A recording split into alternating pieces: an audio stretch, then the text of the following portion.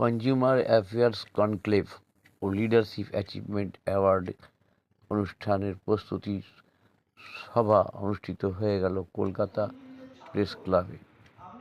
ADSD private limited হল media, training, eco living ইত্যাদির মতো বৈচিত্র্যময় সেক্টরে একটি গতিশীল ক্রমবর্ধমান সংস্থা, পাশাপাশি ইকো লিভিংয়ের কাজও করছে।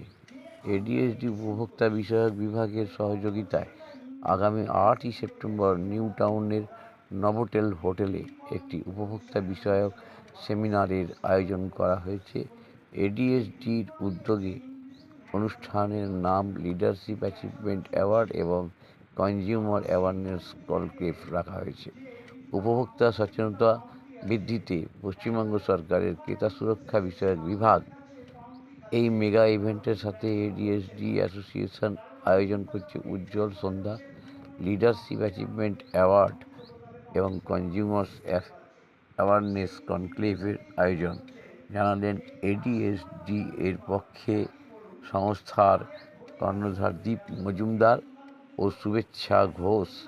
এদিন এই উপলক্ষে সাংবাদিক বৈঠকে কলকাতা প্রেস ক্লাবে উপস্থিত ছিলেন অর্থনীতিবিদ শ্রীকুমার ব্যানার্জি, আয়োজক সংস্থার পক্ষে সহ অনিকা সেন, সুস্মিতা ভট্টাচার্য, সব্যসাচী জানা এবং দেবজিৎ সরকার। আপনারা এই খবর দেখছেন জনপ্রিয় portal channel social media Urban টাইমসে প্রশান্ত দাশগুপ্তর খবরে। ভালো লাগলে অবশ্যই সাবস্ক্রাইব করবেন, বেশি বেশি করে শেয়ার করবেন ও লাইক করবেন।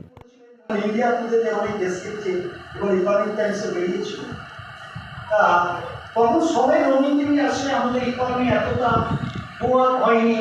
অনেকের বক্তব্য যে এত টিভি তৈরি করবেন ভারতবর্ষে কেনার লোক আছে কি, যেটা উনি বলছিলেন যে আমার customer is ready to accept my product at that price. প্রোডাক্টটা হয়তো চাইছে, হয়তো ওই প্রাইসে চাইছে না, প্রাইস ইজ ভেরি সেন্সিটিভ। তা তখন এরদিন ম্যান্ডি তাকে জিজ্ঞেস করলো, এখানে এত তো পয়সা দিতে পারবেন, আপনার প্রোডাক্টের কী দাম হবে? আমি ইকোনমিক্স হলেও বেসিক্যালি চালাতে পারি। তা আমরা কি জানি কত কস্ট করবো, সমস্ত কস্টের হিসেব করে মার্কেটিং অ্যাডমিনিস্ট্রেশন করে 10%, 15% মার্জিন রেখে একটা প্রোডাক্টের দাম ঠিক করে দিই। এটাই কিন্তু historical method. Still we are all following the same system. Might be there are here and there certain modification of that.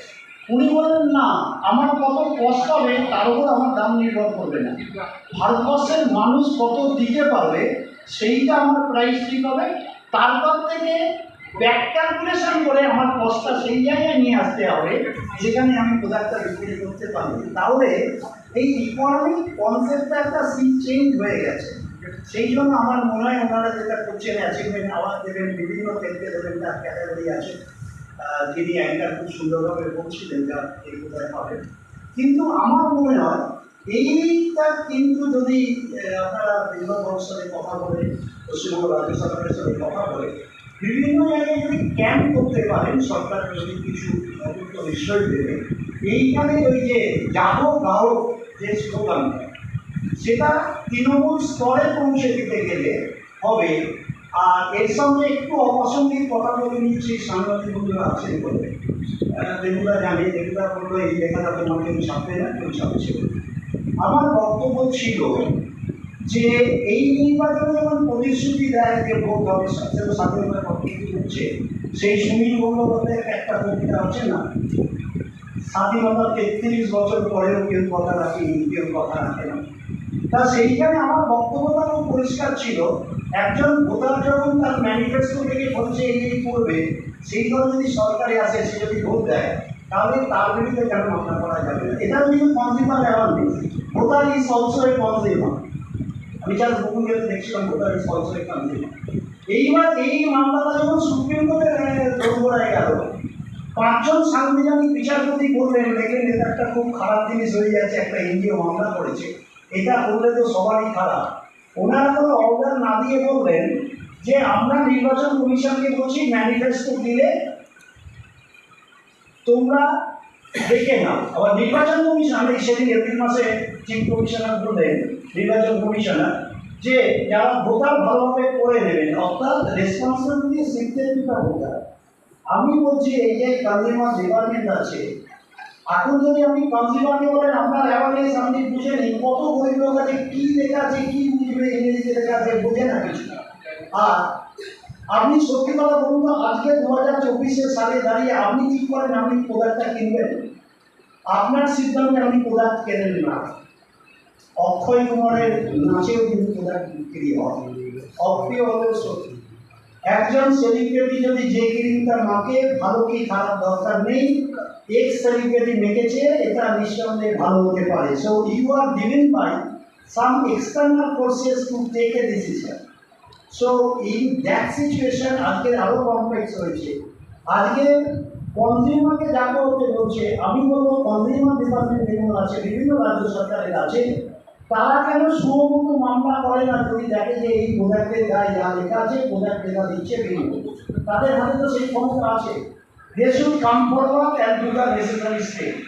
কিন্তু এটা এনারা যেভাবে একটা প্রাইভেট লিমিটেড কোম্পানির ব্যানারে এনেছেন, 4 জন তরুণ প্রজন্মের এন্টারপ্রেনাররা এসেছেন, তারা করছে নিঃসন্দেহে ভালো কাজ। তার সাথে যাতে আমার যদি মনে হয় যে এখানে আরও বেশি গ্রামগঞ্জে যদি ক্যাম্প ছড়িয়ে দেওয়া যায়, আপনারা নিশ্চয়ই ভাববেন। কথাটা বলা হয়তো অনেক সহজ, করা শক্ত, কিন্তু আপনারা তো অনেক শক্ত কাজেই নেমেছেন। আমার মনে হয় আপনারা পারবেন। একটু কথা বলে নিয়ে, আর অ্যাওয়ার্ডে অ্যাচিভমেন্ট যারা পাবেন তারা তো পাবেনই, কিন্তু সবচেয়ে বড় অ্যাচিভমেন্ট তো ওনারাও বিশ্বাস করেন যিনি হচ্ছেন কনজিউমার। তার ভোটটা পেয়ে গেলে সেই কিন্তু লিডার, মার্কেটের লিডার কিন্তু হচ্ছে কনজিউমার। আর একটা ডিম্যান্ড তৈরি করতে হয়, মানে রাতারাতি তো একটা ডিম্যান্ড তৈরি হয়ে যাবে না, একটা ডিম্যান্ড তৈরি করতে হয়, সেখানে সরকারের ভূমিকা থাকে। আমরা নোটবন্দির সময় দেখেছিলাম যে সমস্ত ইকোনমিস্টরা বলেছিলেন যে ইকোনমিতে অনেক বেশি ক্যাশ ঢালতে হবে, মানে ডিমান্ডটা তৈরি করতে হবে। ডিমান্ডটা তৈরি করলেই তো প্রোডাক্টটা বিক্রি হবে। প্রোডাক্টটা আপনি আইসোলেশন এনে তো বিক্রি করতে পারবেন না। তাও আমি বলবো হয়তো এটা অনেক বড় সাবজেক্ট হবে, অনেক বেশি কমপ্লিটে করার জায়গা থাকবে। ছোট্ট করে যদি বলি যে কনজিউমার আমরা তারা একটু ক্লিয়ার হয়েছে, যারা আমরা পয়সা দিয়ে ক্যাশ অর টাইম। আবার কনজিউমারের যদি প্রোটেকশন থাকে, সেটা প্রোটেকশন তো হওয়া উচিত। আমরা যারা ইনস্টলমেন্টে জিনিস কিনে টাকা দিচ্ছি না, সেও যারা প্রোটেকশন চাইবে, ন্যাচারালি চাইবে তো। সো এটা কিন্তু অঙ্গাঙ্গিকভাবে চলিয়ে আমি বলবো it's not a mutually exclusive, it's a mutual এক্সস্টিভ। এই জায়গায় দাঁড়িয়ে আমার মনে হয় আপনারা যে সময় করে যদি জিনিসটা ভেবেছেন, এই ভাবনাটা মূল্য দেওয়ার জন্য আমি আপনাদের ধন্যবাদ দিয়ে শুরু করবো না। শুধু একটা কথা বলবো, আপনারা আরও অনেক পথ যাবেন। কনজিউমারকে জাগ্রত করে একটা ভালো বাজার তৈরি করা, যে বাজারে কনজিউমার ঠকবে না, সেরাও কাউকে ঠকাবে না, এইরকম একটা মিউচুয়াল ট্রাস্ট যদি ডেভেলপ করে দেওয়া যায়। আইন দিয়ে সব কিছু হয় না। এত ক্রিমিনাল আইন থাকার জন্য আমরা দেখছি ভারতবর্ষের পৃথিবীর সব জায়গায় অনেক খারাপ কাজ করে। আইন দিয়ে মানুষকে যদি ঠিক করা যেত, তাহলে আইনের বলতেই হয়তো আমাদের রক্ষাকর্তা হতো। তাই আমি আপনাদের বলবো, যারা সাংবাদিক বন্ধু এসেছেন, আপনাদের হাতে কলম আছে, এইগুলো নিয়ে না মাঝে মাঝে একটু প্রোগ্রাম করুন, এই কনজিউমার প্রোটেকশন নিয়ে। কারণ আমরা সবাই করতে, আমার মনে হয় মানুষ এইগুলো যাচ্ছে, রাজনীতি, তর্ক বিতর্ক, অনেক কিছু বাইরেও কিন্তু মানুষের অনেক শিখে আছে। সেই জায়গাটা যদি তুলে ধরেন খুব ভালো হয়। এই কথা বলে আপনাদের সকলকে ধন্যবাদ জানিয়ে, যারা আজকে আমায় আমন্ত্রণ জানিয়েছেন তাদেরও ধন্যবাদ জানিয়ে আমি এই দুটি কথা আপনাদের সাথে শেয়ার করলাম। ধন্যবাদ, নমস্কার। অনেক অনেক ধন্যবাদ। ভীষণ গুরুত্বপূর্ণ একটি আলোচনা, এবং সেখানে কনজিউমার এবং কাস্টমারের মধ্যে যে একটা পার্থক্য এত সুন্দরভাবে শ্রীকুমার আমাদের বুঝিয়ে দিলেন, যে আমরা কিন্তু এই ধরনের বিষয়গুলো নিয়ে আলোচনা, কথাবার্তা এখানে কিন্তু কমই হয়। কোনো একটা অজানা কারণে সেটা হয়তো হয় না, হয়তো কোনো কারণই নেই, তাও হয়তো হয়ে ওঠে না অন্যান্য বিষয়ে এখানে করতে গিয়ে। অথচ এই বিষয়টি কিন্তু আমাদের প্রত্যেকের জানা প্রয়োজন, প্রত্যেকের কাছে পৌঁছানো প্রয়োজন। এরপরে আমি আয়োজক সংস্থার পক্ষে সুস্মিতা ভট্টাচার্য রয়েছেন, সুস্মিতা ডেকে বলার জন্য জানাবো।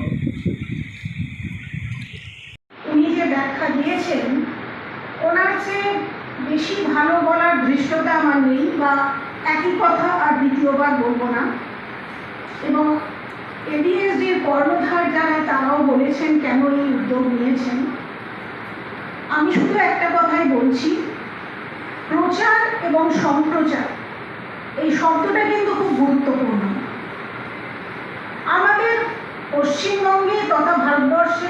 কেন্দ্রীয় সরকার বলুন, রাজ্য সরকার বলুন, এমন অনেক পদক্ষেপ নিয়ে থাকেন যা সাধারণ মানুষের কাছে পৌঁছতে পারে না। বলতে পারেন আমরা একটা বড় মাপের চিন্তার ক্ষুদ্র প্রয়াস নিয়েছি সাধারণ মানুষের কাছে এটাকে পৌঁছে দেওয়া। আমাদের মধ্যে সচেতনতা নেই। সত্যি কথা বলতে কি, এই অনুষ্ঠানে আসার আগেও আমি এই বিষয়টি নিয়ে বিশেষ ভাবিনি, বা ভাবতে হবে এটাও ভাবিনি। তো আমি যদি এটা না ভেবে থাকি, যারা প্রত্যন্ত গ্রামাঞ্চলে থাকেন তারা কি করে ভাববেন?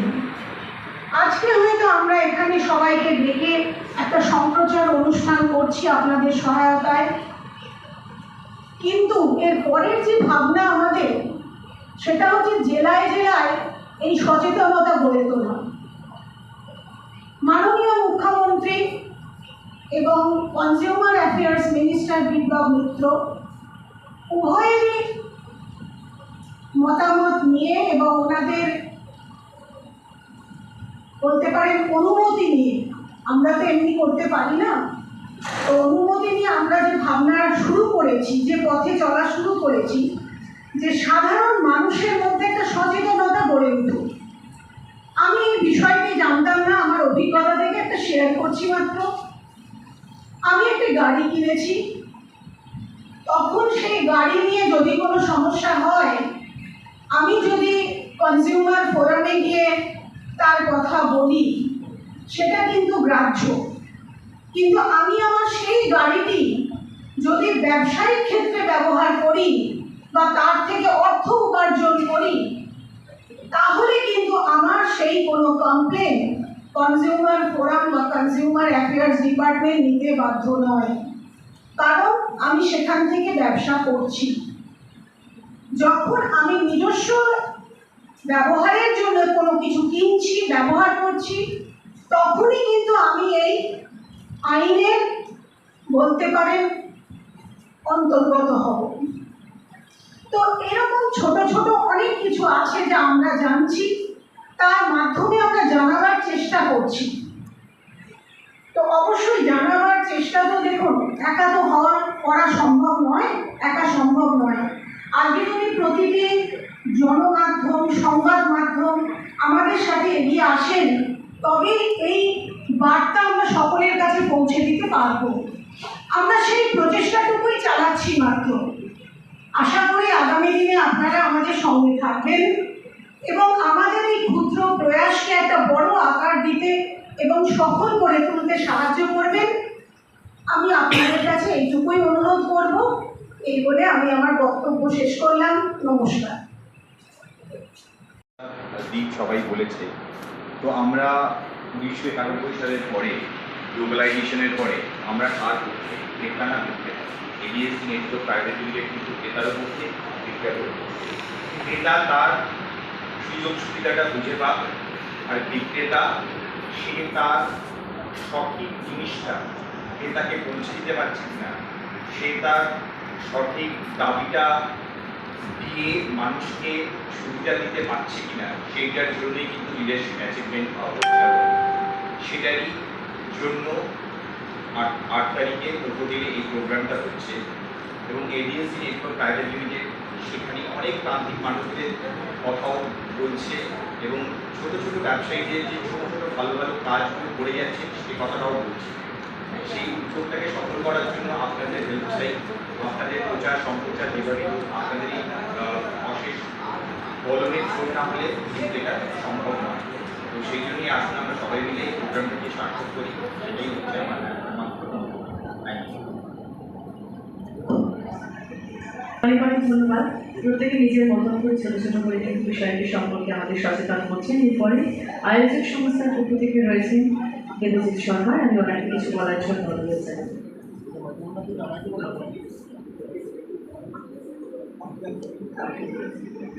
অনেক ধন্যবাদ এখানে আসার জন্য। আমি জাস্ট একটা কথা বলে শুরু করব। এই কথাটা প্রথম লাইনটা আমরা সবাই জানি।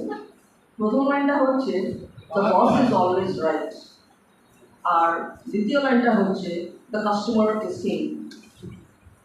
কিন্তু সমস্যা হচ্ছে কাস্টমার যে কিং সেটা কাস্টমার নিজেই জানে না। সে জানেই না যে তার সামনে কত বড় একটা সাম্রাজ্য আছে। Customer is not aware. আজকে এডিএসডি ইন দিস প্ল্যাটফর্ম কাস্টমারকে অ্যাওয়্যার করছে অবশ্যই। এবং আরেকটা জিনিস যেটা আমরা প্রতি মুহূর্তে, আমরা প্রত্যেক ইন্ডিভিজুয়াল, আমরা সবাই কিন্তু customer. Every single person here, we are all customers in some way or the other. We are all consumers in some way or the other. কিন্তু একটা জিনিস যেটা আমাদের সমস্যা হয়, ভীষণ সমস্যা হয়, এখন কালটা হচ্ছে বর্ষাকাল, খুব সুন্দর লাগে কবিতার জন্য, রোমান্টিক মুডের জন্য। এবং আমাকে যদি কেউ জিজ্ঞেস করে বর্ষাকালটা ভালো লাগে, আমি বলি হ্যাঁ খুব ভালো লাগে, যদি আমাকে রাস্তায় বেরোতে না হয়। এবার রাস্তায় বেরোতে গেলে প্রবলেমটা কী আছে? খানা খন্দ গর্ত, জল জমা। এবং জল জমার একটা মেন কালপ্রিট, আই রিপিট, হচ্ছে পলিথিন ব্যাগস। আমরা যেহেতু সবাই কনজিউমার্স, আমরা কিন্তু সবাই পলিথিন ব্যাগ ইউজ করি।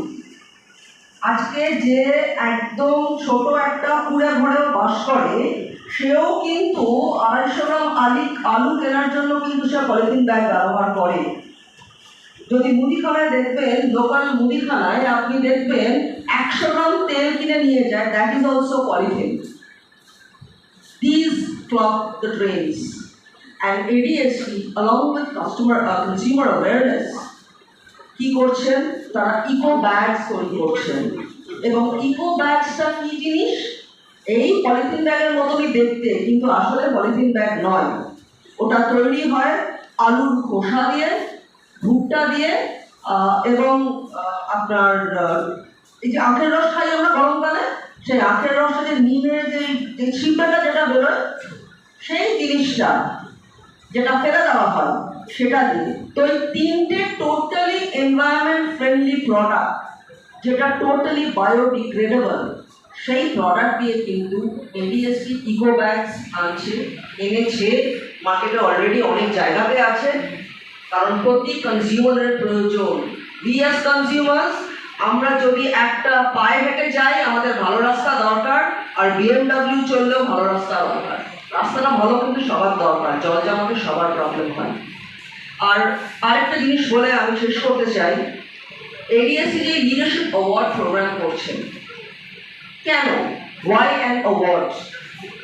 আমরা সবাই জানি যে রিওয়ার্ডস অ্যান্ড রেকগনিশন একটা মানুষকে উৎসাহ দেয়, এটাকে বলে পজিটিভ রিইনফোর্সমেন্ট।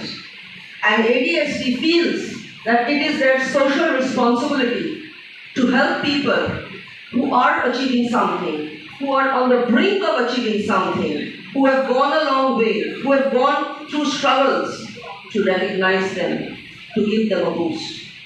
তাই এই পুরো জিনিসটাকে নিয়েই ADSD is having a grand evening at Novotel, of course, with the Department of Consumer Affairs, because we have the blessings of Honorable Biplab Mitra. I'm sorry, আমার familiar একজন আছেন বিপ্লব রায়, so I said Biplab Roy. It's Honorable Mr. Biplab Mitra. এই সবগুলো মিলিয়েই আমাদের programme. আর we would be really honored if this was spread to people, spread to the corners. That's exactly what a fledgling of a company, ADSD, is doing. Thank you.